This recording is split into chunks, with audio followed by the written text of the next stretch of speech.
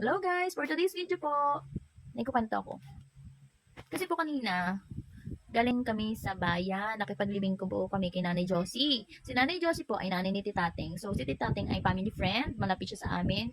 Hindi namin siya as in totally kamag-anak, pero malapit siya sa amin. So Titating, condolence po, nakikirami po kami ng aming buong pamilya. Love ka namin kahit anong mangyari.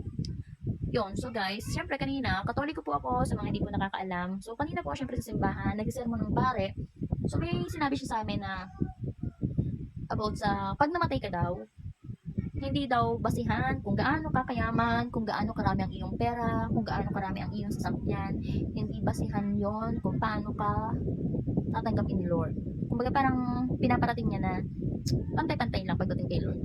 Kaya kahit na mahirap ka, tatanggapin ka niya. Syempre, ang akin lang doon, isa lang doon tanong kasi daw pagdating nasa point ka na noon, isa lang daw itatanong sa'yo doon kung paano ka daw magmahal. So guys, paano ba tayo magmahal? Ako kasi, kung ako yung tatanong, halimbawa, nandun ako sa part na yun, wag naman sana agad kasi mga bata pang anak ko, wag naman sana agad. So pagdating doon, alam ko naman dadating dahil sa point na yun, pero wag naman sana agad-agad, di ba? Kung siguro kung ako yung tatanungin kung paano ako nagmahal, kung paano ako magmahal, hindi ko yung masasagot. Kasi hindi ko naman alam. Basta alam ko, nagmamahal ako. Pero hindi ko alam kung paano. Basta, siyempre, hindi ko alam. Siguro, makakasagot lang noon ang mga magulang ko, mga kapatid ko, ang asawa ko, mga anak ko. Hindi ko alam kung naging mabuting anak ba ako. Hindi ko alam kung naging mabuting kapatid ba ako. Hindi ko din alam kung naging mabuting asawa ba ako. At hindi ko din alam kung naging mabuting magulang ako o ina sa aking mga anak.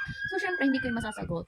Basta alam ko, ginagawa ko yung part ko bilang anak, bilang kapatid, bilang asawa, at bilang ina. So, kaya hindi ko masasagot kung paano magmahal. Alam ko lang na ginagawa ko yung parte ko. Kasi syempre, tao lang ako, nagkakamali ako. May mga nagagawa akong pagkakamali sa kanila. May nagagawa akong pagkakamali sa magulang ko, sa mga kapatid ko, sa asawa ko, sa aking mga anak. So, kaya hindi ko masasagot. Basta alam ko, mahal ko sila. Kaya guys, kayo, paano ba kayo magmahal?